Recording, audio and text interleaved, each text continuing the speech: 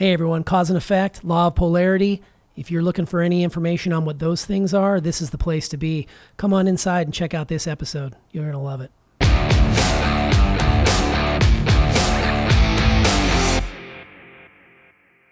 All right, so today we are diving into this episode, and there was quite a few books that you recommended, and I'd encourage people to go back and look at the show notes from the episode itself, because you read from not only classics like Working with the Law by Hollywell and Think and Grow Rich by Hill, but also Your Invisible Power by Genevieve Behren, who you've mentioned on the show before. So those are all very powerful. So for a summary of this episode, basically it's a little bit about the law of polarity and a little bit about cause and effect. Could you give us just a quick refresher on the law of polarity based on how it relates to poverty and wealth? Because in the episode, you did a great job of explaining the poverty side and the wealth side, and that they're here existing concurrently. Yeah. So the idea is that everything in the universe was, in its original creation, is created in a completeness. It's whole, W-H-O-L-E. There's nothing that is just born a half, right? Nothing that's created just a half. It's very important to understand that, because our intellect has the ability to see fractions, right? We can see half. We can measure half. We can cut things in half, right? But nothing is born or created in just a half. So when we understand that, we can take it down to the idea of literally a problem. Instead of a material thing, a problem, or an intellectual concept that represents something that's material. And we can apply it to that in order to determine that the thing that we want is already here, even though we might not be able to see it. So with the idea of money, it's basically this. There's a law that governs resources like money. It's called abundance. It's here in abundance. Money is abundant, okay? If we look at the law of polarity, if we apply the law of polarity to abundance, abundance is the law, so I mean it covers every aspect of the law of polarity. But if you look at the extreme end of not having money, that would be poverty. Okay, when a person's in poverty, they're still covered by abundance. They have an abundance of poverty, right? It's everywhere. The other side of it would be wealth. So a person's rich, wealth. There's an abundance of being rich, being wealthy, and there's everywhere in between. So every person falls somewhere on that law of polarity. Where are you? Wherever you are does not mean that the rest of it doesn't exist. So let's say, so like what I'll do is I'll draw a horizontal line that represents poverty and wealth, and then a line in the middle. A line in the middle is basically where your bills and your income are the same, right? You're right smack in the middle. Living check, basically. That's what it would be. Okay? So now, wherever you are on that line, to the right of it or to the left of it, the other side exists. The opposite exists. And it exists in the same time and in the same space. So I'm going to hold up a marker. This marker has a right and a left. It has a top and a bottom. It has an inside and outside. Law of polarity exists through the whole thing. If I start cutting off the left side of this marker, when I remove the last left piece, I remove the entire right. Okay? You can't have one side without the other. It can't exist. So if I say that this is poverty and I say that this is wealth and I'm somewhere over here, this side has to exist, and it's attached to this side. It's the opposite side of the same thing. If I want to bring the wealth into my life, first thing I have to understand is that it's already here. It's already here. And by the fact that I can recognize one side, that intellectually we can say the other side already exists. My problem is this. Based on the condition of the way that I was raised, I'm literally programmed only to see the things that are around this one side over here. I don't see this side. And it's not, here's the other problem. It's not the money we're looking for. It's not like stacks of $100 bills that we're saying, oh, there's the money. Money comes in through opportunity, right? And however I'm bringing in money on this side, there's an opportunity that I've embraced to bring that money in there. I don't recognize what the opportunity is for me to bring in money on this side. So that's where the law of cause and effect comes into play, because I have to learn to recognize this opportunity, and then I have to become the cause that can step into that opportunity to produce the effect, which is the money on this side. That's great. Yeah, that lesson always gets me and I love how you use the pen as the way to talk about the left and the right being here simultaneously. Because I feel like when people see a physical representation, it helps them connect the dots a little bit. Yeah, it's the hard part about it is that when you hold up a pen, you agree it has a right and a left. When you hold up a problem but you can't see the solution, even though you may know the law applies, it's still out of the realm of your experience because you can't see the solution. The error that we make is we say what I'm experiencing is the only reality, and that's not true. That's absolutely not true. Right.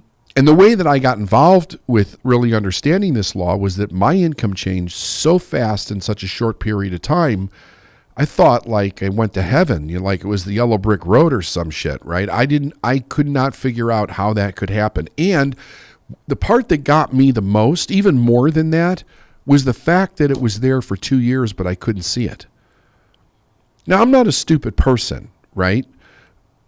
But I couldn't see an opportunity that would have allowed me to change the situation that I was in and change it instantaneously. And it was there for 2 frickin' years, and I couldn't see it. Yeah. And I was suffering. Like, we were living in a bad neighborhood. We had lost the nice apartment we were living in. We had a car repossessed. I was driving an old Ford Escort wagon that burned a quart of oil one way to work and one way home.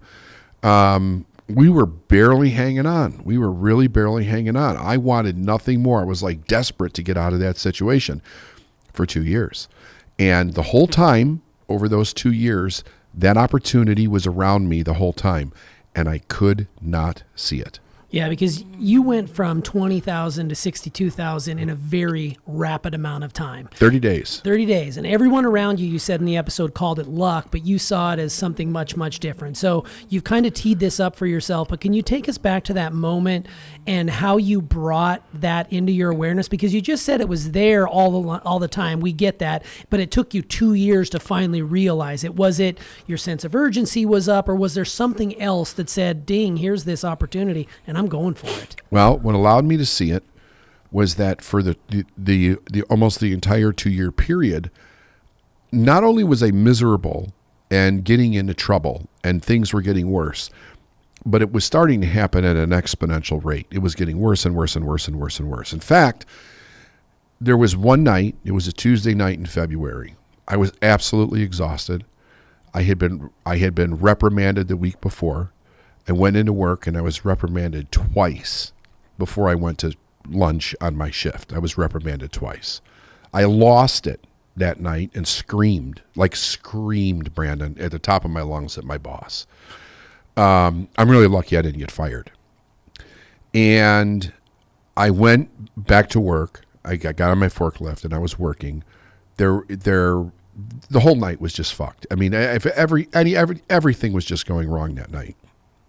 And I don't know if something fell over in this trailer or something that I was working in, and which means you have to get off and you have to restack shit. I mean, it was a pain in the ass. Plus, you have to keep up with the amount of pallets and stuff that are coming off the wrapping machine. So it was, I was just stressed out, and I was very cold, and I was very tired, and I was just miserable, and I just started crying in the trailer. I just had a meltdown, and I'm like begging God, please.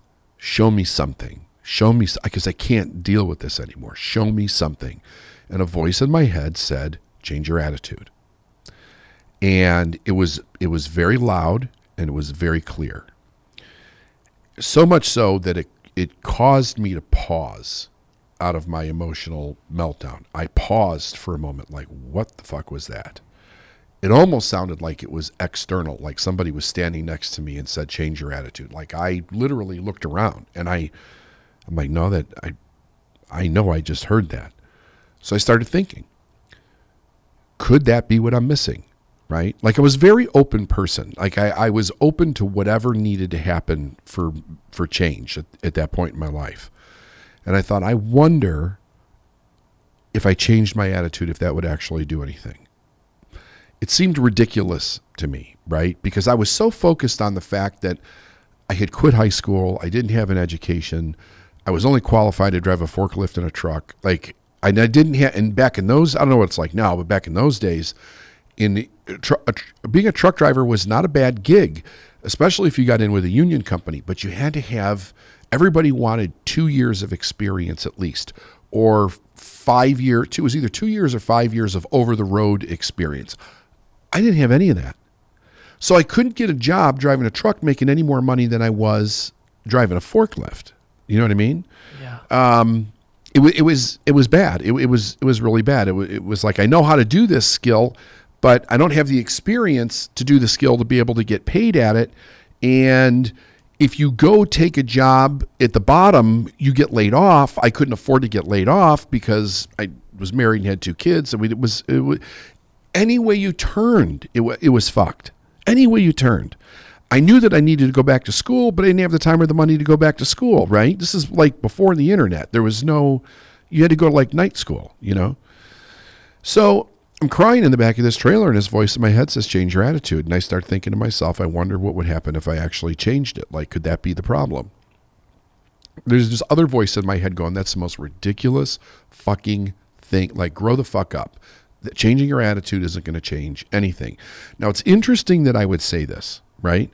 Because I was raised around a lot of people with a bad attitude. I was not really raised around very positive individuals. Some of my family was like, but there was still this underlying everything's going to hell in a handbasket type of a thing. So what I did was I looked for somebody that I could relate to. I understood the story of the company that I was working for, the man who started that company. I could relate to the story for whatever reason. I don't know if it was because he started in a garage or because he was from the Chicagoland area or what. But I thought, what's the difference between him and me? Like on an attitude level. And I really didn't even know what an attitude was, but 3 things came to my mind. He must have loved what he did because he had built it into this amazing company. He must have done very good at it. So he must have, I thought, well, do every job to the best of your ability. And he treated people with respect, which was something that I did not see a lot of. I was raised with this attitude that the boss and the owner of the companies were kind of like a necessary evil. You know what I mean? And they were going to fuck you every chance that they got. And you had to kiss ass if you were going to get ahead. And then there was the whole group of people that are like, I'm not a brown nose. I'm not kissing anybody's ass to get ahead. I'll fucking stay on a forklift for the rest of my life, but I'm not kissing your ass to move forward type things. So I got a lot of that message. There was one little bright light, was that my dad didn't have that kind of a philosophy. So he was always about work hard, do the best you can. You're there working for somebody else, respect that person. But he wasn't around much when I was younger. So even though I got the message, I heard it, it wasn't reinforced by here's how to do that type of a scenario. So I decided to change my attitude. And in 30 days, this opportunity I came face to face with this opportunity. It was in the form of the truck driver that used to deliver fuel to our yard. His name was Drew Batty. He lived in Whiting, Indiana. Drew became a very good friend. He lives in Michigan now. But anyway, he said to me, dude, why don't you come to work for us? And I'm telling you, T, everything in my body was like, stay the hell away from this, right? He smelled like diesel fuel. I could not get the idea out of my head that he was basically driving a bomb on wheels. I asked him, had anybody ever died driving one of those things? And he told me yes, which is not it's not what I was looking to hear. He was like, a guy flipped one on I-65 and he burned to death. And It was what he said at the end of this conversation that was probably only about a 10-minute conversation. But he said, and I said something very arrogantly to him, very sarcastically. I'm like, how much could you fucking possibly be making? Because my experience with driving trucks was that you didn't make very much, right? And I was thinking that I was probably actually making more than he was, right? And he said, last year I made 50. And I was like, you're full of shit. You're full of shit. He said, I will bring you my check stub next week when I come in. And he did. And he was making that. And so I had a lot of questions, you know. He answered all the questions, and most of them were good answers, you know. And there was a little bit of risk involved. Like the company did a lot of work with construction. They did on-site delivery for construction. So in the wintertime in Chicago, when the ground freezes, that all stops. But they had just secured a contract with Union Pacific Railroad, and that kept the company very busy in the wintertime. Plus, you know, emergency generators. We used to fill everything. Like, it's amazing. I didn't even know that it existed. I didn't know that service existed before I found out about it. So I even asked around. Like, I remember asking my uncle, because my uncle had been in the trucking industry for a long time. And he said to me, do you get a lot of overtime where you work now? I said, yeah. He said, then I would stay where you are. And something inside of me said, take a chance. Now, I took the chance. It all worked out fantastic. I did a great job for them. But what I couldn't get past was the idea that I couldn't see this for 2 years. I was really stuck on that thought. And the reason that I was stuck on the thought was because, of course, people said that I was lucky, and, you know, they put all this other shit together, whatever, right time, you know, you got super lucky. But what I realized was that there was something that I changed in my attitude that allowed me to see something that I couldn't see before, but I didn't know how that worked. I didn't know about self-esteem. I didn't know about self-image. I didn't know about subconscious programming. I didn't know any of that stuff. I didn't know about the law of polarity, you know, nothing. And so that was the thing that really kicked me in the gear to, like, I need to figure this out. There's something going on here. Ever since I went through that dam, there were things that were happening that were just uncanny. And what I didn't know was that I caused them, because the dam experience in 1989 was the thing that started to change my thinking. Like, you know, you know the story. When I went through the dam, I started thinking to myself, who knows when we're going to die? I better get going. You know, I better do something here. So I was 24 when that happened. And it started making me more open to the ideas that there's something different other than the absolute negativity that I had been raised in and around, and that was perpetuating in my life. I didn't know how to get there. I didn't know where to find it, but I knew that I needed to start looking, and that's how I ended up understanding that my attitude played a role in changing that situation. Yeah, absolutely. And a couple things out of that. I think a lot of people, when they hear the dam story, and they've heard it many times, but maybe they fail to realize that the changes you made in your life were not instantaneous. It took years after that, correct? It took years, yeah. So 89 was the dam. And then this happened in 92? Like 1992. Yeah, so it wasn't like an immediate, like I made a change right then and there, hanging from that branch, and it was immediate, and I was doing this thing, and I was on the path to success. No, it was a lot of contemplation. It was a lot of, one of the things that was causing me to get angrier as time went back on was that nothing was changing. Right. I thought something would change after the dam. And that was my superstitious, magical thinking. I was like, here, I'll just be totally transparent.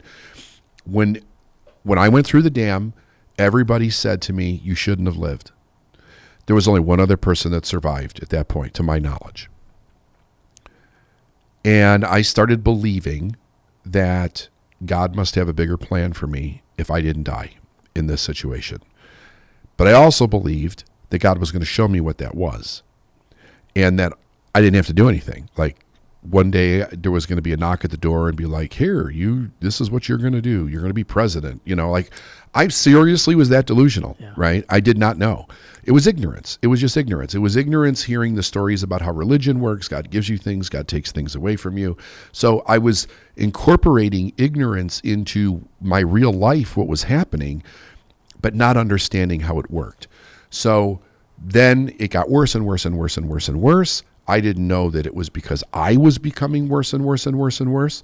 And then when I saw that change happen, thank God I linked my attitude to that change in a way that I knew caused it somehow, but I didn't understand. And I was humble enough to say, listen, I need to figure this out. I've got to figure this out. Yeah, for sure. Because I knew I was supposed to do something else with my life. I just had no idea. I was so lost. Yeah. Like I had no freaking idea. And I was making such terrible decisions in my life. Sure. Like really, really bad decisions. Yeah. And getting back to that, that's the trap too. That's like when people talk about the law of attraction, and what the secret really got wrong was that you can't just think about something and bring it in. It's more to it than that. You have to be making decisions and putting yourself into environments that are going to open up your eyes to the opportunities. You did an episode of this podcast really early on. It was one of our initial pillar posts that was called Opportunity Disguised. And it was all around, Think and Grow Rich and Napoleon Hill, and how opportunities don't just come knocking on your door like you were expecting them to. You actually made those opportunities by changing your attitude. And congratulations for hearing the voice inside your head, because all I kept thinking about when you were going through that minutes ago was how easy it would have been for you to just give into your anger, give into your hate, just be a miserable son of a bitch, and probably work yourself into a place where you were going to get fired. And you actually took the time to say, okay, wait a minute, stop. Because a lot of the people that I know, there's a lot of anger around them, and they just continue to stay where they're at without even taking a moment to realize that they're the common denominator in all of the struggle and the problems that they're creating. They don't take the personal responsibility because they just are so comfortable with being angry and playing the victim. And you didn't play the victim in that moment, and you actually were able to hear it and take the steps to change it, even though there was that other piece on your shoulder saying, this is a bunch of bullshit. This guy right here, he isn't making this amount of money. Bullshit. Like you could have very easily went the other way. Yeah. And thankfully you didn't. And it's crazy to sit across from you and even imagine that guy. Like imagine who that guy was, because when you tell this story, obviously, I don't think anybody has ever seen it. That guy is dead and gone, and he's been gone since the early 90s. But it's interesting to see how you were able to turn it around and listen to that voice that says, change your attitude. And how many people could benefit by doing that right now? Like, stop pointing fingers elsewhere and realize, point the finger at yourself, change your damn attitude, and shit will start to move for you. Yeah. Like that's a challenge that everybody can get behind. Yeah. I mean, it was that I think the hardest part about it was becoming aware that my identity, the person that I thought myself to be, was wrapped up in this bad attitude. Like when I was growing up in Chicago, you had to have a tough guy attitude to make it, or you'd get your ass beat, and I grew up in a time and around people where you had to be able to fight back. You couldn't let people walk all over you, or you were going to be in real trouble. Like I saw people that got the shit beat out of them all the time because they just, they were, I hate to say that they were weak, but that's how they presented themselves. I'm sure that, they're great people and everything, but you're in an environment of like animals, like it's a predatory environment, and you either learn how to take care of yourself and work through that. You hear other people, like sometimes you hear some of these like comedians and stuff, they'll talk about they grew up in environments like that, and one way that they survived it was they figured out how to make people laugh, and so nobody fucked with them. So it's it's either that or you befriend somebody who's a big dude that'll help you. And I had a tough guy attitude. Like, I would, it was kind of like swing first, ask questions later. And that's how I got through my teenage years. It wasn't fun.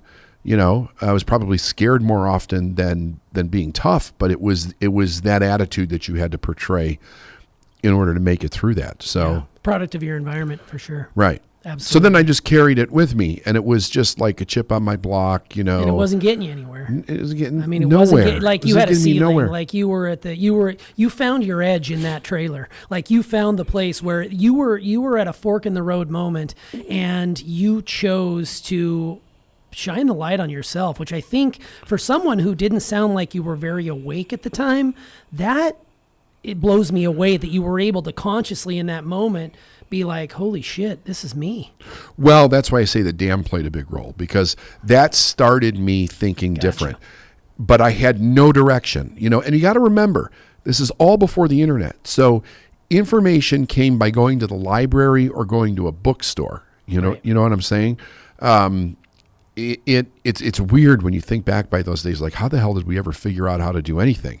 But that's what it was. You picked up a book, you got a manual, you learned how to do it, you know, that way.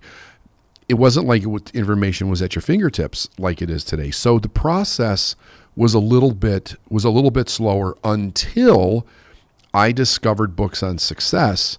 Then I reached a gold mine, because then it was about how do I get these on cassette tape so that I could listen to them when I was doing all these long drives, when I drove a truck, when I got that other job that I was now 100 miles away from work one way. So I had opportunity to really, you know, put a lot of good stuff in my head, and it caused me to be able to learn how to think through all of this stuff, because I would listen to it over and over and over and over again. And I would think about all the different scenarios in my life, and how is this true, and how is this true, and how does this work with this? And it was, like I said, it was a period of 7 years that I really didn't do anything other than that, go to work and hang out with my family. Yeah, what's interesting about that is you changed your intellectual environment. You put yourself in positions that were feeding your need to seek, because you were a seeker from very early on, and it allowed you to see your way through things. You were being proactive as opposed to the old David who was reactive. Right. And I think that is, you know, that's why I think this podcast is so powerful, is because you are providing people with intellectual material that's changing their environment in their head and giving them some way or some semblance to find what their successful mind is for them. Absolutely. I think it's so amazing. All right, so as we wind this episode down, let's talk a little bit about wealth and the fact that it's around you all the time, even if your situation is dire. Yeah. You know, you said in the episode that the other side of suffering is basically thriving, you know, and it exists at the same time. You can't have one without the other. That is the essence of the law of polarity. It has to be here because that is the law. So for those out there who continue to struggle and doubt that this law is a thing, what can they do right now to sort of test it for themselves, to prove those naysayers that, hey, this is real? I would suggest that a person picks something that is within their realm of thinking that it's possible to some degree. If you pick something that's way outside of your realm of possibility, chances are you're not going to get it right away. You're going to get more verification of why you can't than why you can, because you don't believe that it's going to happen to start off with. So you put yourself at a disadvantage there. So this is something that you want to build into a little at a time. Pick something that you want that you don't have, but here's the key. You have to really, really want it. It can't be a mere wish or, you know, something weak. You have to really, really want it. And if you do that, you get really clear on what that looks like. Put yourself in a place of being grateful for it before it gets here. Every day I'm grateful for it. You can even write it down on a card. You could write down, I'm so happy and grateful now that, and then you write down the thing that you want. I guarantee you the opportunity will begin almost immediately to show itself, because you're going to start telling your mind what to look for by saying, here's this thing that I want. What our brain does is pattern recognition. So it's going to start looking for things that you can similarly pattern into what it is that you want. You'll start seeing those patterns. That's how I started seeing the pattern of what I did. That's what led me to do this. Like to start this company 21 years ago, to be where it is. It's all, I had an idea, and then I started looking for pattern recognition. What do I need next to put this in place for this, and put this in place for this, and to grow it to here, and to do that, and to find the right people. Like, it's one thing it's one thing at a time. But you have to start where you are. Yeah, and carry that with you. I am grateful for that, and just carry it with you everywhere you go. Yeah. And I loved what you closed out this episode with. You talked about you don't need to know the steps. You just need to start. You can't know the steps if it's something you've never done. That's the deal. And here's the thing about that thing. I'm glad you brought this up. We're raised with the idea that we need to know the steps. That's ingrained in our thinking about how we're supposed to go through life. You need to know what the steps are. You don't want to make a mistake. Find out everything that you can. When you're when you are turning your life over from conditioned thinking to following your heart's desire, finding out what your purpose is in life, there's no steps. There's no steps. It is what is going to show up, and then what am I going to need to do based on what shows up? And if you're willing to do that, you'll get there. If you're not willing to do it, you won't get there. There's no guessing. There's no luck.